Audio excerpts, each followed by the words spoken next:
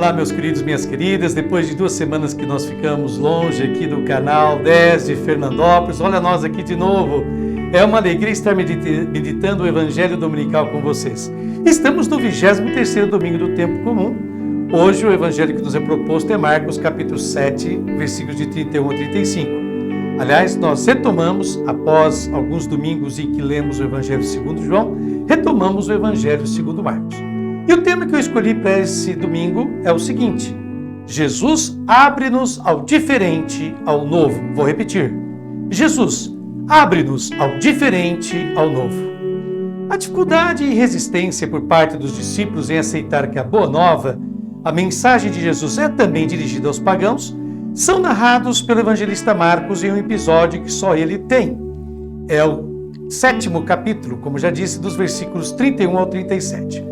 Vamos ler o versículo 31, capítulo 7 de Marcos, que diz o seguinte: Naquele tempo, Jesus saiu de novo da região de Tiro, passou por Sidônia e continuou até o mar da Galileia, atravessando a região da Decápole.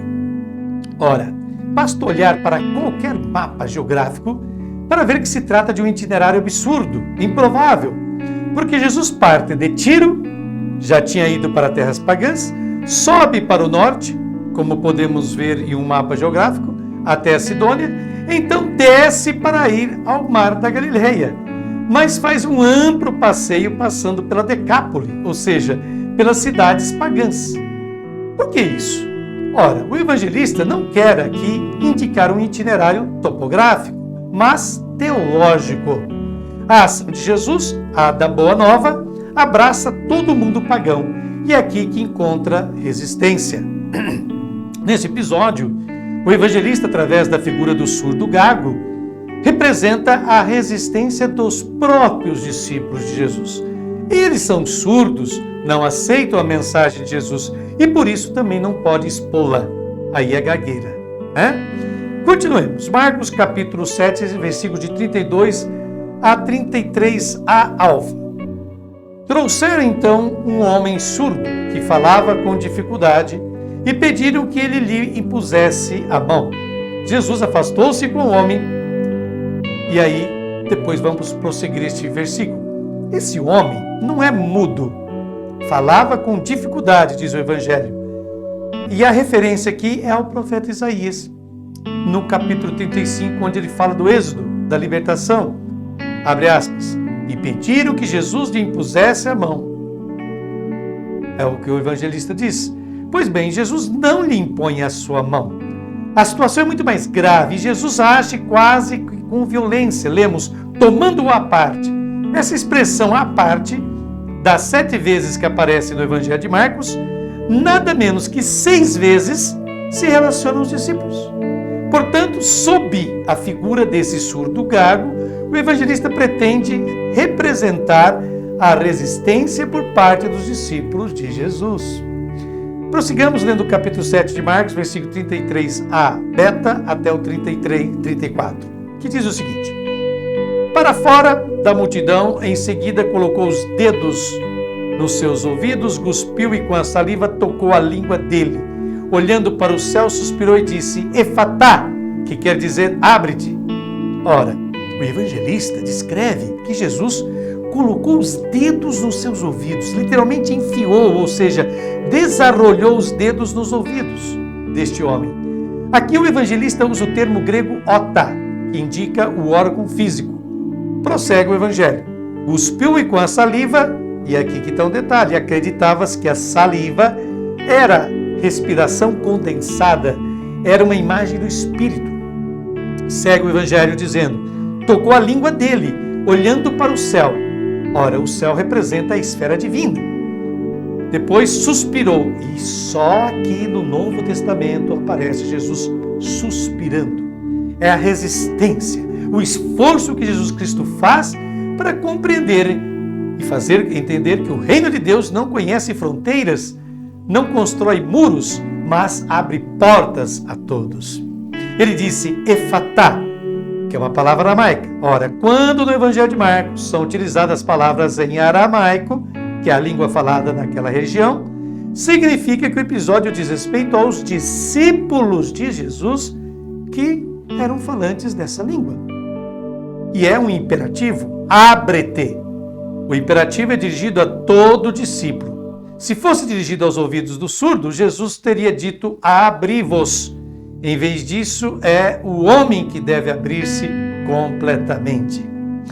Prossigamos agora lendo o versículo 35 do capítulo 7 de Marcos, que nos diz o seguinte: imediatamente seus ouvidos se abriram, sua língua se soltou e ele começou a falar sem dificuldade. O Evangelho diz então imediatamente, quer dizer, finalmente seus ouvidos se abriram. E aqui o evangelista, para expressar ouvidos, ele não usa o termo usado antes, que era oda, mas um outro termo grego que é akuai, que indica a audição, a compreensão. Esse era o problema. Não era um problema físico que este homem tinha, era um problema de compreensão. O texto evangélico segue dizendo: sua língua se soltou e ele começou a falar sem dificuldade. Aqui a referência é tirada do profeta Isaías, onde fala, como já dissemos, da libertação do êxito. Isaías escreve: então os olhos dos cegos se abrirão e os ouvidos dos surdos se abrirão. Então o coxo pulará como um cervo e a língua do mudo gritará de alegria. Lemos isso em Isaías capítulo 35, versículo 5. Portanto, o evangelista vê na ação de Jesus essa libertação que ele traz consigo. E agora, os versículos de 36 a 37, do capítulo 7 de Marcos. Jesus recomendou com insistência que não contasse a ninguém, mas quanto mais ele recomendava, mais eles divulgavam. Muito impressionados diziam: ele tem feito bem todas as coisas. Aos surdos faz ouvir e aos mudos falar. Ora, aqui a reação é estranha, porque Jesus curou um surdo e mudo, mas a fala se estende a todos. O plural utilizado aqui indica que diz respeito aos discípulos. Ele tem feito bem todas as coisas. O termo bem é retirado do livro do Gênesis, capítulo 1, versículo 31, da criação, quando vemos na atividade de Jesus o prosseguimento da ação criadora do Pai. Aos surdos faz ouvir e aos mudos falar. Portanto, a atividade de Jesus é libertar esses discípulos desses preconceitos nacionalistas e religiosos que os fechavam aos pagãos. Mas por que Jesus proíbe? Para evitar um entusiasmo fácil. O caminho ainda será longo e mais adiante Jesus terá que censurá-los dizendo: tendo olhos não vedes e tendo ouvidos não ouvis, como está em Marcos 8,18. E agora, depois dessa belíssima reflexão que nos proporcionou o Frei Alberto Matti, faço eu as minhas considerações pessoais. E começo citando Rubem Alves, um famoso filósofo, teólogo brasileiro. Deus é isto, a beleza que se ouve no silêncio. Daí a importância de saber ouvir os outros, a beleza mora lá também. Pois bem, uma das coisas mais difíceis, mais desafiadoras da vida é a comunicação. Saber comunicar-se não é algo banal e natural a todas as pessoas. E, por comunicação, não entendemos somente saber dizer algo, expressar algo, fazer ver algo. Não. Por comunicação, entende-se aqui conseguir fazer com que a palavra proferida seja capaz de ser acolhida, recebida, compreendida. Significa fazer da palavra um instrumento útil para atingir, em sentido profundo, o nosso ou a nossa interlocutor e interlocutora. Do mesmo modo como expressou Isaías no capítulo 55, de 10 a 11. Tal como a chuva e a neve descem do céu e para lá não voltam, antes de inebriar a terra, tornando-a fecunda e fazendo-a germinar, produzindo semente para quem semeia e pão para quem come, assim acontece com a minha palavra, que sai da minha boca. Não voltará para mim vazia, mas fará tudo aquilo que decidi, realizando a missão para a qual a enviei. Belo texto este, né? Porém, para que haja uma verdadeira comunicação, é necessário que as partes tenham um código em comum. Isto é, a fala, os gestos, as imagens, a escrita devem ser compreensíveis, condivisíveis por ambas as partes envolvidas no processo de comunicação. Por isso, os discípulos tiveram dificuldade de compreender Jesus. Eles estavam dominados pela comunicação que se dava entre os judeus, na qual eles se sentiam um povo único, exclusivo, especial, privilegiado diante das demais nações.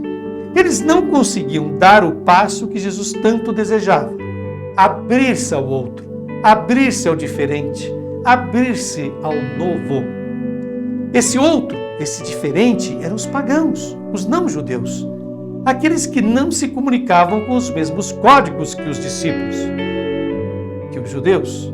Normas de pureza e impureza, normas cultuais, normas de comportamento e assim por diante.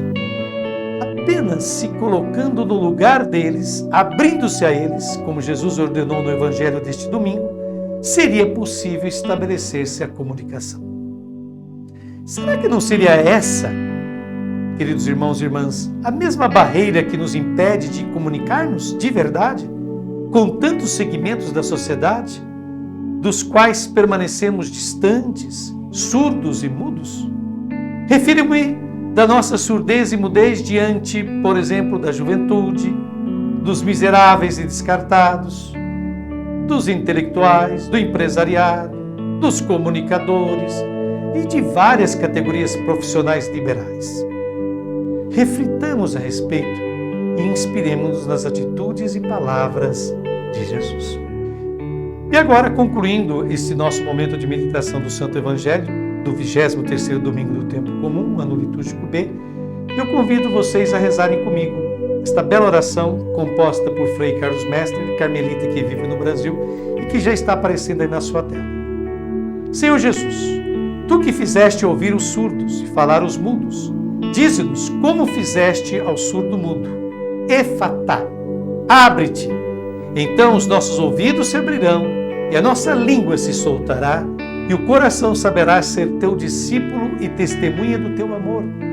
Envia teu Espírito para ajudar-me a ler a Escritura com o mesmo olhar com o qual tu a leste para os discípulos no caminho para Emaús. Cria em nós o silêncio para escutar a tua voz, a tua palavra nos oriente, para que, como os 2 discípulos de Emaús, também nós possamos experimentar a força da tua ressurreição e testemunhar aos outros que tu estás vivo no meio de nós, como fonte de fraternidade, de justiça e de paz. Amém. Beijo no coração de cada um de vocês que nos acompanhou nesta meditação. Deus abençoe todos, conceda um ótimo final de semana e até a próxima oportunidade, se Deus quiser.